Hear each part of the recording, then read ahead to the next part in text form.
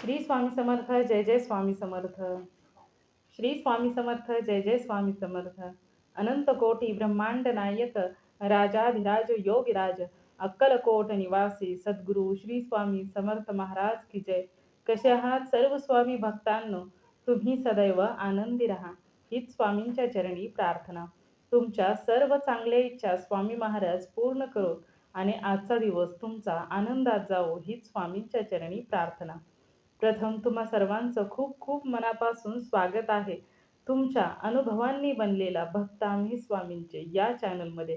मी शुभांगी पोळ तुम्हा सर्वांचं खूप खूप मनापासून स्वागत करते श्री स्वामी समर्थांच्या सुंदर अशा आलेल्या अनुभवांचे, त्याचबरोबर प्रत्येक स्वामी भक्ताचे. स्वामींची सेवा करत असताना प्रत्येक स्वामी भक्तांच्या आयुष्यामध्ये खूप सुंदर सुंदर अनुभव येत असतात, परंतु तेच अनुभव जेव्हा एखादा भक्त त्याच्या आयुष्यामध्ये पहिल्या वेळेस ते अनुभव स्वामींचा चमत्कार होत असतो ना, तेव्हा तो अनमोल असतो. आणि जेव्हा एकदा स्वामींचे अनुभव येण्यास सुरुवात झाली की त्यानंतर पावलोपावली स्वामी आपल्या भक्तांना मदत करत असतात. प्रत्येक वेळी आपल्या भक्तांना प्रत्येक संकटातून दुःखातून सावरून नेत असतात. आणि स्वामींच्या सेवेमध्ये आल्यानंतर सुंदर जे अनुभव असतात ना, ते अनुभव अनुभवण्यासाठी खरोखरच खूप मोठे भाग्य असावे लागते. ब्रह्मांड नायक श्री स्वामी समर्थांची साथ ही काही साधी गोष्ट नाही, आणि ज्या भक्तांच्या आयुष्यामध्ये स्वामींची साथ भेटते ना, त्या भक्तांचे आयुष्य अगदी धन्य झालेलं असतं असं म्हणायला हरकत नाही. प्रत्येक स्वामी भक्तांच्या आयुष्यामध्ये स्वामींचे आगळे वेगळे अनुभव तर असतातच, आणि आपल्या चॅनलवरती स्वामींचे वेगळे वेगळे अनुभव म्हणजे अनुभव सांगितले जातात. तर स्वामींचे सुंदर आणि आगळेवेगळे स्वामींचे अनुभव घेण्यासाठी आपला जो चॅनल आहे भक्त आम्ही स्वामींचे, या चॅनलला सबस्क्राईब करायला देखील विसरू नका. याने मी प्रत्येक व्हिडिओ तुमच्या जवळ लगेचच पोहोचतो, त्यामुळे तुम्हाला स्वामींच्या अनुभवांचा लाभ देखील भेटत असतो. वेगळे स्वामींचे चमत्कार ऐकायला भेटत असतात. आजचा अनुभव देखील तेवढाच गोड आणि सुंदर आहे. आजचा अनुभव एका सुंदर अशा स्वामी भक्त ताईंचा आहे, आणि त्या ताईंच्या आयुष्यामध्ये स्वामींनी जे चमत्कार केलेले आहेत, त्या ताई त्यांच्या आयुष्यात स्वामी खूप वर्षापूर्वी आले. त्यांना लहान मोठे स्वामींचे अनुभव देखील आलेले आहेत, परंतु जेव्हा एखादी गोष्ट स्वामी अशक्य आहे अशी करून दाखवतात ना, तेव्हा खरोखरच खूप मोठा चमत्कार होत असतो. चला तर मग त्या ताईंचा जो अनुभव आहे, त्या ताईंचं नाव आहे शुभांगी, आणि त्या ताई या सातारा जिल्ह्यातीलच आहेत. त्यामुळे त्यांचा जो अनुभव आहे तो खरोखरच खूप सुंदर अनुभव आहे. चला तर मग त्या ताईंचा अनुभव सांगायला सुरुवात करूया. सर्वांना श्री स्वामी समर्थ. जय जय स्वामी समर्थ. माझे नाव शुभांगी आहे. माझ्या आयुष्यात जो स्वामींचा चमत्कार झालेला आहे ते खरोखरच खूप सुंदर आहेत.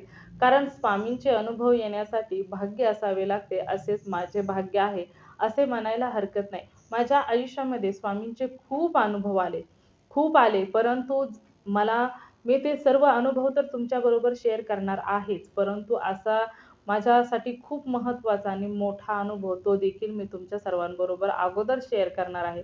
बघा, आता कसं झालंय, की प्रत्येकाचं जीवन हे बदलत चाललंय. त्यामुळे काही लोकांची मतं असतात, की मुलगा-मुलगी समान मानली जातात. परंतु काही वेळेस काही म्हणजे परिस्थिती प्रत्येक वेळी बदलत असते. तर अशामध्ये काय झालं, की मी स्वामींची सेवा करते. 5 वर्ष झालं स्वामींची सेवा मी करत आहे. परंतु स्वामींच्या सेवेमध्ये मला सुंदर सुंदर अनुभव तर आलेलेच आहेत. स्वामींची सेवा करत असताना प्रत्येक वेळी स्वामी प्रत्येक संकटातून तारून नेत असतात. तर सर्वात मोठा माझा अनुभव म्हणजे मला 3 मुली, आणि 3 मुलीच्या नंतर ना, म्हणजे घरामध्ये कशी अपेक्षा असते की मुलगा पाहिजे, मुलगा पाहिजे.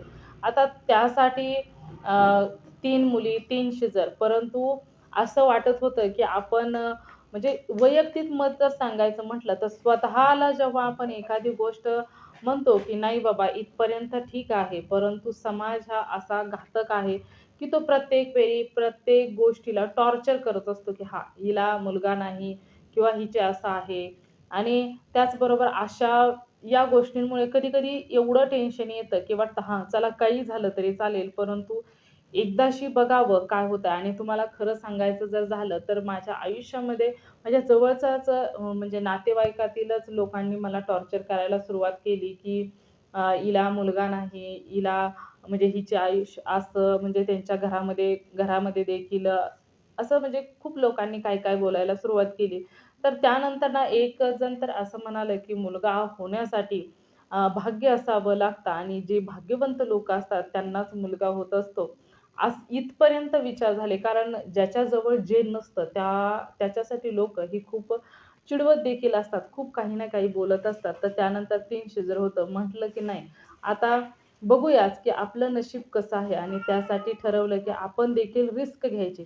त्या ताईंचा खरोखरच जबरदस्त अनुभव आहे आणि त्या ताईंनी सांगितलं, की जेव्हा ठरवलं, की आता आपण रिस्क घ्यायची आणि 4थं शिजर म्हणजे सी सेक्शनची डिलिव्हरी होती. डिलिव्हरी देखील सोपी नव्हती आणि महत्त्वाचं म्हणजे अशा अवस्थेमध्ये खूप त्रास होत असतो आणि तरीही देखील ठरवलं, की जेव्हा 3 मुली झाल्या, त्यानंतर स्वामींच्या सेवेमध्ये आले. अगोदर सेवेमध्ये सुद्धा नव्हते. त्यानंतर ना जेव्हा सेवेमध्ये आले, तेव्हा काही वर्ष निघून गेली आणि मग स्वामींवरचा विश्वास काय आहे, छोट्या लहान-मोठ्या अनुभवातून स्वामींनी प्रत्येक वेळी तारलेलंच आहे. त्यामुळे म्हटलं, की चला स्वामींचे अनुभव तर आपल्याला आहेतच. स्वामींचा आपल्याबरोबर काही ना काही चमत्कार हा नक्कीच होत असतो आणि त्यानंतर ना मग ठरवलं, की नाही 3 मुलींच्या पाठीवर नंतर रिस्क घेतली आणि 4थ्या सीझरचं एवढं म्हणजे मनामध्ये ठरवलं होतं, की नाही काही झालं तरी चालेल, परंतु मला मुलगा होतोय की नाही हेच पाहायचं आहे.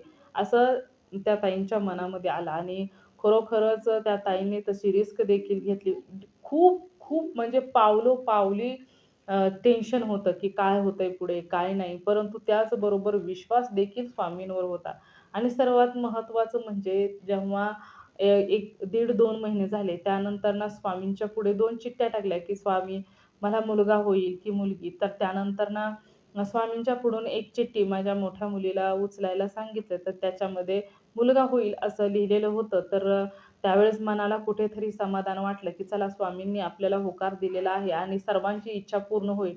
आणि कसं असतं एखादी स्त्री जेव्हा लग्न होऊन दुसऱ्याच्या घरी जाते, तेव्हा महत्त्वाचं म्हणजे स्त्री म्हटलं, की ती स्वतःपेक्षा दुसऱ्याचाच जास्त विचार करत असते. प्रत्येक वेळी तिच्या बाबतीत हे असंच असतं. स्वतःचा आनंद बाजूलाच कुठेतरी हरवून जातो, परंतु ती सतत क्षणोक्षणी ही दुसऱ्यासाठीच जगत असते आणि नेमकं असंच माझ्या आयुष्यात देखील झालं आणि मग ठरवलं, की चला स्वामींनी तर होकार दिलेला आहे, परंतु आता पुढचे जे दिवस होते ते खरोखरच खूप भयंकर होते.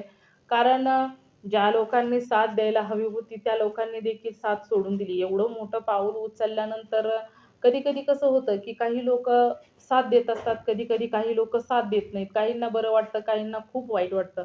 अशी अशी देखील जेव्हा आपण एखाद्या गोष्टीमध्ये उतरतो ना, तेव्हा खूप लोकांची साथ जास्तीत जास्त साथच भेटत नाही कोणाच्या आणि त्यावेळेस देखील माझ्या आयुष्यात देखील असंच झालं. कोणाची सुद्धा साथ भेटली नाही. परंतु साक्षात अक्कलकोटचे राजा आपले बाप आपल्या पाठीशी असल्यानंतर म्हटलं, की काहीच घाबरायची गरज नाही. असं मनामध्ये ठाम होतं आणि त्यानंतर ना दिवस जात होते. डॉक्टर दवाखाना पूर्ण काही चालू होतं. डॉक्टरांना विचारलं, "बाळ वगैरे व्यवस्थित आहे." खूप छान प्रकारे डॉक्टर सांगायचे, "काही टेन्शन घेऊ नका, तुम्ही रिलॅक्स राहा. काही झालं तरी तुम्ही एकदम शांततेत राहा." 3 महिन्यानंतर जेव्हा सोनोग्राफी वगैरे करण्यात आली, तर त्यांनी सांगितलं, की तुम्हाला हालचाल वगैरे जास्त करायची नाही. जास्तीत जास्त होईल तेवढी बेड रेस्ट घ्यायची आहे." परंतु त्यावेळेस अशी कंडिशन होते, घरामध्ये कोणीही नव्हतं. ज्या लोकांनी साथ द्यायला हवी होती त्यांनी साथ दिली नाही, ते निघून गेले. तर त्यावेळेस डॉक्टरांना घरचं कंडिशन देखील सांगितलं. तेव्हा डॉक्टर बोलले, की तुम्ही अ, मांडी घालून जे काही काम करायचं आहे ते करू शकता. तर त्याच्यानंतरनं तशी सुरुवात झाली. परंतु स्वामींचं नामस्मरण हे मात्र कंटिन्यू चालू होतं. त्या पिरियडमध्ये कोणत्याही प्रकारची सेवा जमली नाही, काही सुद्धा नाही. फक्त श्री स्वामी समर्थ हाच मंत्र सदैव तोंडामध्ये होता आणि अशामध्येच दिवस पुढे-पुढे जात होते आणि शेवटी तर 7व्या महिन्यापर्यंत कसे तरी काम वगैरे होत होतं. पण 7व्या महिन्याच्या नंतर ना एवढा त्रास व्हायला लागला, की जेव्हा मग सहन होईनासा झाला. तर त्यावेळेस मग स्वामींच्या समोर देवघराच्या समोर बसले आणि एवढं रडले, की काय करावं स्वामी, की एखादी तुमच्यासाठी काहीच अशक्य असं काहीच नाही. मग एवढा त्रास काय करायचं मग म्हणजे या त्रासाचं काय करायचं? तुम्हीच आता करता करवीत आहात. तर त्यावेळेस ना अक्षरशः रडून झाल्यानंतर 5 ते 10 मिनिटामध्ये जो काही त्रास होता ना, पूर्ण गायब झाला. अजिबात सुद्धा कोणत्याही प्रकारचा त्रास होत नव्हता. बसताना, उठताना काही सुद्धा नाही. फक्त नॉर्मल थोडा-थोडा त्रास होत होता. तर त्याच्यानंतर ना 7वा-8वा महिना निघून गेला. तर 9व्या महिन्यामध्ये चालताना खूप त्रास होत होता. कारण पहिले 3 सीझर होते. त्याच्यामुळे चालताना जे पोट आता खूप मोठं होतं ना, त्यावेळेस त्रास हा होतच असतो. तर त्यावेळेस ना चालताना त्रास व्हायचा आणि त्यानंतर म्हणजे स्वामींची लीला कशी असते, एखाद्याच्या आयुष्यामध्ये एखाद्याकडून जे काही करून घ्यायचं असतं, तेव्हा ते काही करूनच घेत असतात. परंतु जेव्हा स्वामींनी हे सर्व काही करून घेतलं ना, तेव्हा म्हणजे स्वामींनी एवढी साथ दिली माझ्या प्रत्येक जी इच्छा होती त्या इच्छेला. कारण मनामध्ये जर एखादी दृढ इच्छा असेल ना, तर म्हणतात की एखाद्याची इच्छा जर प्रबळ असेल ना, तर पुरी कायनात त्याची इच्छा पूर्ण करण्यासाठी प्रयत्न करत असते. नेमकं सेम असंच झालं आणि पूर्ण म पूर्ण म्हणजे संपूर्ण दुखायचं तर राहिलंच. एवढा शेवटचा एवढं काम घरातील असून सुद्धा स्वामींनी एवढं प्रत्येक त्रास हरवून घेतला.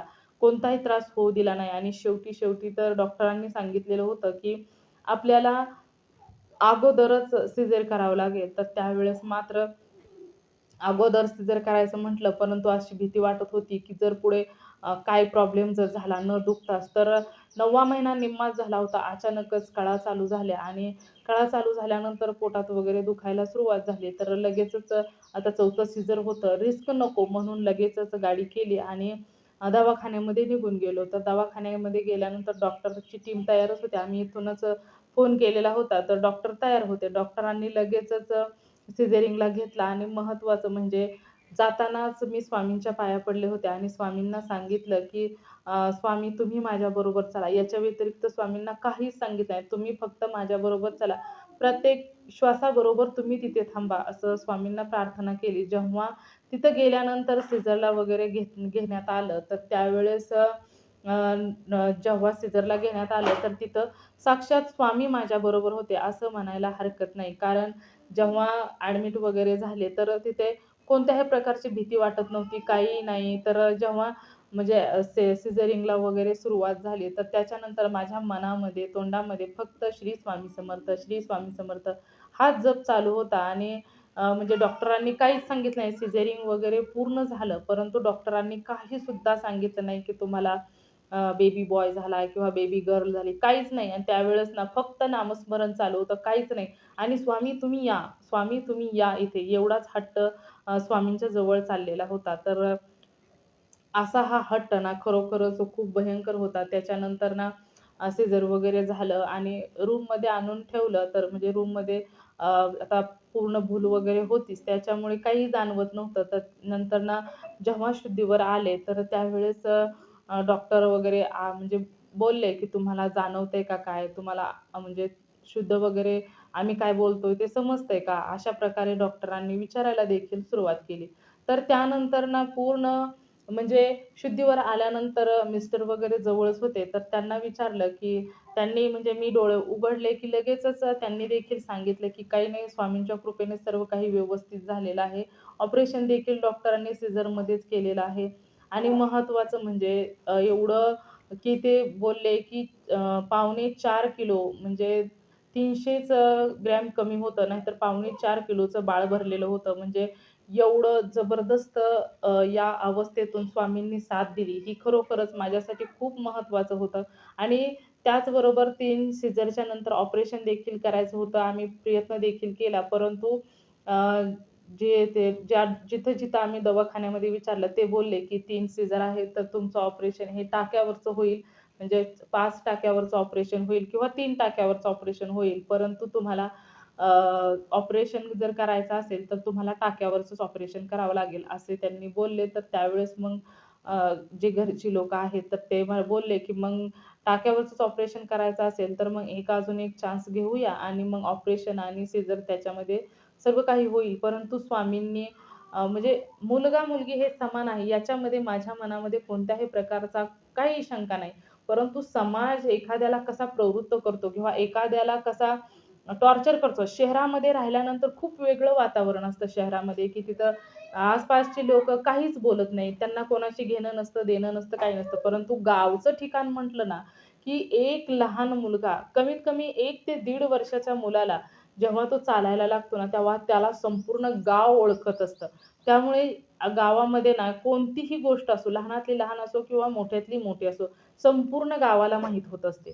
एखादी घरातून एखादी गोष्ट बाहेर जरी समजली थोडी, एखाद्याला जरी समजली, तर ती पूर्ण गावभर होत असते. त्यामुळे अशी अवस्था असते गावामध्ये, की प्रत्येकाला प्रत्येक गोष्ट माहीत असते. कोणाचंच काहीच लपलेलं नसतं. त्याच्यामुळे अ, काही म्हणजे की त्याला मुलगा नाही किंवा याला मुलगी नाही, त्याच्यामुळे प्रत्येकजण बोलत असतो. अशी अवस्था गावाकडची असते. याच्यामध्ये मी काही कोणाला नावे ठेवणार नाही, की ही अवस्था चुकीची आहे काय? काही नाही. उलट काही गोष्टी चांगल्या असतात, काही गोष्टी वाईट असतात. त्याच्यामध्ये कधी-कधी ना आता एखादी गोष्ट गावात आहे, तर तिथे एखादं लहान मूल चुकलं, तर तिथं कोणीही असो, ते त्याच्या आई-वडिलांपर्यंत आणून पोहोचवत असतात. तसं शहरामध्ये नसतं. म्हणजे त्यात आपल्याला त्या दोन्हीमध्ये भेदभाव करायचा नाही. ज्याची त्याचं प्रत्येकाचं वेगवेगळं असतं. तर काही गोष्टी चांगल्या असतात, काही गोष्टी वाईट असतात. त्यामुळे त्याच्याकडे आपल्याला लक्ष द्यायचं नाही. तर त्यावेळेस त्या बोलण्यामुळे हा निर्णय घ्यावा लागला आणि तो निर्णय जेव्हा घेतला, परंतु स्वामींच्या कृपेने पूर्ण व्यवस्थित झालं. तिसऱ्या सीझरमध्ये जेवढा त्रास झाला ना, त्याच्या 1% सुद्धा चौथ्या सीझरमध्ये त्रास झाला नाही. स्वामींची साथ होती, त्यामुळे झाला नाही. आणि त्यानंतर ना स्वामींच्या कृपेने मुलगा झाला. खूप छान प्रकारे झालं. सर्व काही त्रास नाही, काही नाही आणि डॉक्टर वगैरे सांगतात, की बघा दुसऱ्या दिवशी तुम्हाला एका अंगावरती झोपायचं असतं, तर सीझर झाल्यानंतर दुसऱ्या दिवशी तर त्यावेळेस ना, त्या सीझरच्या त्याच दिवशी मी एका अंगावरती झाली. कोणत्याही प्रकारचा काहीच त्रास नाही. आपोआपच सर्व काही होत होतं. म्हणजे स्वामींचा एवढा मोठी साथ असते एखाद्याच्या आयुष्यामध्ये जेव्हा स्वामी येतात ना, तेव्हा त्याचं दुःख हरून जातात. मला हेच इथं सांगायचं आहे. मला सांगण्याचा एकच इथं सांगायचं आहे, की स्वामी कोणताही चमत्कार करतात. कोणताही त्याच्यामध्ये, की हाच चमत्कार करावा किंवा हाच चमत्कार करू नये असं अजिबात नाही. स्वामींसाठी अशक्य असं काहीच नाही. परंतु काही लोकं म्हणतात, की तुम्हाला एवढी मुलं आहेत, तेवढी मुलं आहेत. परंतु हे स्वामींना जर करायचं असतं, तर स्वामी काहीही करू शकतात. परंतु स्वामींनी अशा प्रकारे साथ दिली, की तिथं खूप काही होणार होतं, परंतु तिथं काहीच होऊ दिलं नाही स्वामींनी. स्वामींच्या कृपेने त्यांनी एवढं सर्व काही व्यवस्थित केलं. कोणत्याही प्रकारचा त्रास नाही, काही नाही. एकदम सुखरूप, बाळसुद्धा सुखरूप, बाळाची आईसुद्धा सुखरूप. एकदम सर्व काही व्यवस्थित झालं आणि स्वामींच्या कृपेने 3 मुलींच्या पाठीवर 4था शिजर, 3 शिजर, 4थ्या शिजरला मुलगा झाला. स्वामींनी सर्व काही व्यवस्थित केलं. म्हणजे इथं सांगायचा उद्देश एवढाच, की स्वामींच्या कृपेने 4थं शिजर खूप रिस्क असते, तरीसुद्धा स्वामींनी काही सुद्धा होऊ दिलं नाही. हा माझा पहिला अनुभव. इथं मला खूपच आश्चर्य वाटतं, की माझ्या आयुष्यात खूप काही होऊ शकत होतं, परंतु स्वामींनी काही सुद्धा होऊ दिलं नाही. हा खरोखरच माझ्यासाठी ना जबरदस्त अनुभव आहे. आता यानंतरचा आता लहान-मोठे अनुभव आहेत. तर एक वेळेस असं झालं होतं, की अ, गुरुवारचा दिवस होता आणि स्वामींची सेवा वगैरे संध्याकाळी झालेली होती आणि सकाळची झालेली होती आणि संध्याकाळच्या वेळेस नेमकं मासिक धर्म आला. तर त्यावेळेस म्हणजे मनातली मनातच असं म्हटले, की "स्वामी आज तुमची दिवाबत्ती वगैरे मला काही सुद्धा करता येणार नाही. खूप वाईट वाटत आहे." तर त्यावेळेस ना अचानकच एक फुलपाखरू घरामध्ये उडत आलं आणि उडत किती वाजता संध्याकाळी 6:30 ते 7च्या दरम्यान असेल. तर अशा वेळेस आला आणि आल्यानंतर घरामध्ये मग आता एखाद्याच्या घरामध्ये हे असतं मांजर वगैरे असते, तर ते खाऊन टाकत असतं. तर त्यावेळेस ना मी खूपच घाबरले आणि ते घरामध्ये फुलपाखरू आलेलं असं म्हणजे एक वेगळंच होतं. ब्लॅक एंड व्हाईट कलरचं होतं. जरा-जरा थोडा ग्रे कलर होता. तर त्यावेळेस वाटलं, की आपण जर आपल्या घरामध्ये जर हे फुलपाखरू राहिलं, कारण अंधार पडणार होता, रात्रभर फुलपाखरू घरातच राहणार होतं. तर त्यावेळेस मांजर त्याला खाऊन टाकेल किंवा घरामध्ये पाल वगैरे रात्रीचं खाऊन टाकेल, असं मनामध्ये शंका आली. म्हणून त्या फुलपाखराला घरातून बाहेर काढण्यासाठी खिडकीजवळ ते फुलपाखरू एका कागद फुलपाखराच्या जवळ नेला आणि ते फुलपाखरू कागदावरती बसलं, तर खिडकीच्या जवळ ठेवलं, जेणेकरून ते बाहेरचं थंड वाऱ्याकडे जाईल आणि बाहेर निघून जाईल. तर त्यावेळेस ते फुलपाखराला कागद हलवला, परंतु फुलपाखरू ते घरात आले आणि डिशवरती बसले. तर तेव्हा ना मी फोटो काढायचं म्हटलं, की ते डिश उचलली आणि खिडकीजवळ ठेवली आणि म्हटलं, "चला का कुणास ठाऊक?" परंतु मनामध्ये आलं, की आपण फोटो काढून घेऊया आणि फोटो काढायला लागली आणि नेमकं क्लिक झालं आणि फुलपाखरू उडून गेलं आणि फुलपाखरू उडून गेल्यानंतर म्हटलं, की "आत्ता काही फोटो निघाला नाही, पण चला जाऊ द्या, फुलपाखरू खिडकीतून बाहेर गेलं. आता कोणत्याही प्रकारचं टेन्शन नाही. त्याचा तरी जीव सेफ झाला." आणि मग म्हटलं, "चला फोटो तरी निघालाय का बघूया." म्हणून बघितलं, तर असा साक्षात अक्कलकोटमध्ये बघा स्वामी आहेत, कमरेवरती हात दिलेला आणि एका हाताने आशीर्वाद दिला. सेम त्या फुलपाखराचा जो आकार आहे ना, मधला भाग, पाकळ्या सोडून मधला भाग जो आहे ना, सेम असा दिसतो, की तो अक्कलकोटचे स्वामी आहेत आणि तिथं कमरेवरती हात दिलेला आहे आणि एका हाताने आशीर्वाद दिला आहे. सेम टू सेम डोकं वगैरे स्वामींचं जसं आहे ना, त्याच पद्धतीने ते फुलपाखरू मला घरामध्ये त्याच क्षणाला दिसलेलं होतं आणि खरोखरच ना, स्वामींना आपण एखादी गोष्ट मनातून काढतो ना, तर स्वामी लगेचच आपल्या भक्तांची इच्छा पूर्ण करत असतात. तर हा देखील एक अनुभव आहे. आणि त्यानंतरचा एक अनुभव असा, की आमची जी गाय आहे ना, ती पहिल्यांदा तिला बाळ होणार होतं. तर पहिल्यांदा बाळ व्हायचं म्हटलं, की खूप त्रास होत असतो आणि नेमकं घरी कोणीच नव्हतं. मग मी स्वामींचा धावा केला. कारण आता एकटीच आणि काय करणार आहे एकटी मी तरी. आणि त्यावेळेस घरी कोण नसल्यामुळे मी श्री स्वामी समर्थ, श्री स्वामी समर्थ असं नामस्मरण चालू केलं. परंतु घरी कोणीच नाही आणि म्हणजे काय करावं? तिला त्रास देखील भरपूर होत होता. मग मी तिच्या अंगावरून हात फिरवत होते आणि अचानकच माझ्या लक्षात आलं, की आपण घरामध्ये जी विभूती आहे, तर ती मी विभूती आणली आणि तिच्या कपाळी लावली. कपाळी लावल्यानंतर मी श्री स्वामी समर्थ, श्री स्वामी समर्थ असं म्हणत होती. घाबरलेली होती. काय होईल, काय नाही. फोन केला तर सर्व खूप दूर होते. तर गाईचं म्हणजे सर्व काही म्हणजे अशी प्रोसेस झालेली होती, की आता थोड्या वेळातच काही होऊ शकत होतं. तर त्यावेळेला खूप घाबरून गेल्यामुळे मला तारक मंत्र सुद्धा म्हणता येत नव्हता. तर अर्धा-अर्धाच तारक मंत्र म्हटले, एक-एक कडवं अर्धच म्हटले. काहीच समजेना काय म्हणावं, काय नाही. फक्त नामस्मरण श्री स्वामी समर्थ, श्री स्वामी समर्थ एवढंच येत होतं. आणि अशा वेळेस ना मला एवढं म्हणजे भीती देखील वाटत होती, की काय होतंय? त्यात ती गायीची अवस्था अशी झालेली होती, की गायीने दोन्ही पाय पसरलेले होते. तिच्या तोंडातून तोंड पूर्ण असं वासलेलं होतं. म्हणजे ते हंबरडा फोडत होते. म्हणजे कोणाचंही असलं तरी गायी असो किंवा एक स्त्री असो, प्रत्येकाचा त्रास हा तसाच असतो. तर त्यावेळेस ना एवढं म्हणजे भीती वाटत होती, की काय करावं, काय नाही, काही समजत नव्हतं. त्यावेळेस मग श्री स्वामी समर्थ, श्री स्वामी समर्थ हा जप चालू ठेवला. आणि अचानकच असं झालं, की म्हणजे अंगावरून हात फिरवत होते आणि श्री स्वामी समर्थ, श्री स्वामी समर्थ असं म्हणतच नामस्मरण करत तिच्या पाठीवरून हात फिरवत होते, पोटावरून हात फिरवत होते आणि अचानकच स्वामींचा जप घेतला चालू होता आणि गाईच्या कानापाशी गेले आणि गाईला म्हटलं, "तू देखील श्री स्वामी समर्थ म्हण गं बाई." असं मी म्हटले आणि कमरेवरून हात फिरवत होते, पोटावरून हात फिरवत होते आणि अचानकच तिचं ते बाळ आहे ना, ते एकदम सुखरूप म्हणजे म्हणजे तिला म्हटलं आणि ती म्हटली, की नाही आपल्याला याबद्दल म्हणजे काय माहीत, परंतु लगेचच ती पूर्ण मोकळी झाली. म्हणजे एवढा एकटीच कोणीच नाही, काही नाही, हात लावला नाही, काही नाही. परंतु एकदम सुखरूप सर्व काही झालं. खरोखरच ना स्वामींच्या नामस्मरणामध्ये ना खूप मोठी ताकद आहे. स्वामींची सेवा करत असताना श्री स्वामी समर्थ हा मंत्र जप देखील खूप प्रत्येक अडचणीतून बाहेर काढणारा मंत्र आहे. फक्त ना विश्वासाने मंत्र जप करणं हे खूप महत्त्वाचं असतं. जेव्हा घरामध्ये आपल्याला काही वाटतं किंवा जेव्हा घरामध्ये नामस्मरण वगैरे होत असतात ना, तर तेव्हा घरामध्ये पॉझिटिव्हिटी निर्माण होत असते. प्रत्येक वेळी स्वामींचा मंत्र जप हा खूप कामी येत असतो. प्रत्येक वेळी तुम्हाला तारून नेत असतो. प्रत्येक क्षणाला कोणतंही संकट असो, दुःख असो, प्रत्येक वेळी ना स्वामींचा जप हा प्रत्येक संकटातून बाजूला काढत असतो. असे लहान-मोठे खूप अनुभव आहेत. म्हणजे घरामध्ये दिव्यामध्ये देखील आकार वगैरे प्रत्येक वेळी होत असतात. स्वामींचं दर्शन, स्वामींच्या प्रत्येक आता समजा एखादी गोष्ट आपण म्हटलं, की स्वामी ही होऊ द्या, तर लगेचच ती गोष्ट देखील होत असते. म्हणजे स्वामींचं फक्त म्हटलं, की स्वामी असं-असं झालंय, की खूप त्रास होतोय, की काही एखाद्याला त्यातून दुःख आहे, त्यातून काढावं स्वामी असं म्हटलं, नामस्मरण वगैरे करत राहिलं, की काही ना काही तिथं चमत्कार होत असतो आणि स्वामी त्यातून नेहमीच त्या भक्तांना तारून नेत असतात. प्रत्येक वेळी स्वामींचे लहान-मोठे अनुभव हे घडतच असतात. कधी-कधी असं होतं, की एखादा अनुभव आपल्याला जाणवून येतो, की आपल्या आपल्या आसपास असं घडत आहे. कधी-कधी स्वामींचं नामस्मरणच चालू असतं आणि एक सुंदर असा वास फुलांचा किंवा मोगऱ्याचा असा वेगवेगळ्या आकाराचा म्हणजे वेगवेगळ्या प्रकारच्या फुलांचा वास येत असतो. काही नसतं, अगरबत्ती नसते, जवळ झाड नसतं, तरी सुद्धा स्वामींचं अस्तित्व तिथं आहे, असं जाणवून देत असतात.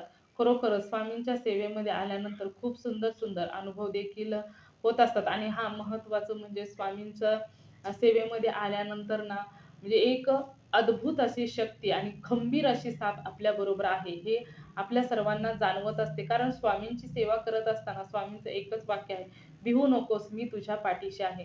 आणि हेच वाक्य प्रत्येक वेळी एक वेगळ्याच प्रकारची हिंमत देत असते. हा जो अनुभव आहे ना, तो खूप सुंदर आहे. मला तर खूप आवडलेला आहे. म्हणून म्हटलं, की चला आपण स्वतः सांगूया. हा अनुभव एका ताईने लिहून पाठवलेला होता. खूप गोड होता.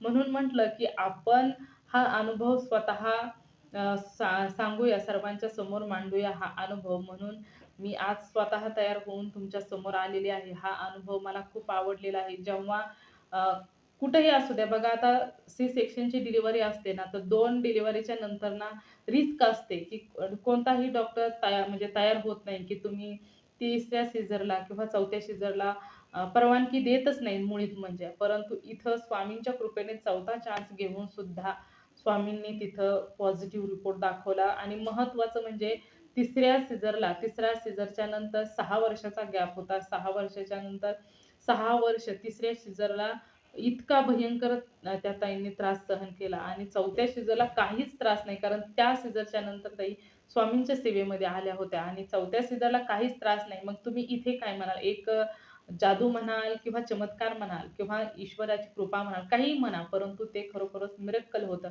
खूप, खूप म्हणजे आगळा-वेगळा असा अनुभव होता. मी प्रत्येक भक्तांचे अनुभव ऐकत असते, पुढे शेअर करत असते. परंतु हा जो अनुभव होता ना, तो ताईंची मनापासूनच इच्छा होती, की "ताई हा अनुभव तुम्हीच सांगा. मला काही एवढा सांगता येणार नाही." आणि त्याचबरोबर त्या ताईंचं बाळ देखील लहान आहे. म्हणजे काही दिवस 1-2 महिने झालेले आहेत. त्यामुळे त्या ताईंची इच्छा होती, की हा अनुभव तुम्ही सांगा. म्हणून त्या म्हणाल्या, "तुम्हीच सांगा." तर म्हटलं चला आज आपण हा अनुभव शेअर करूया. म्हणून हा अनुभव तुमच्या सर्वांबरोबर शेअर केलेला आहे. तर कसा वाटला या ताईंचा अनुभव नक्कीच मला कमेंट करून सांगा आणि हा व्हिडिओ जर तुम्हाला आवडला असेल तर लाईक करा, शेअर करा, सबस्क्राईब करायला देखील विसरू नका. तर चला सर्वांना श्री स्वामी समर्थ, जय जय स्वामी समर्थ. धन्यवाद.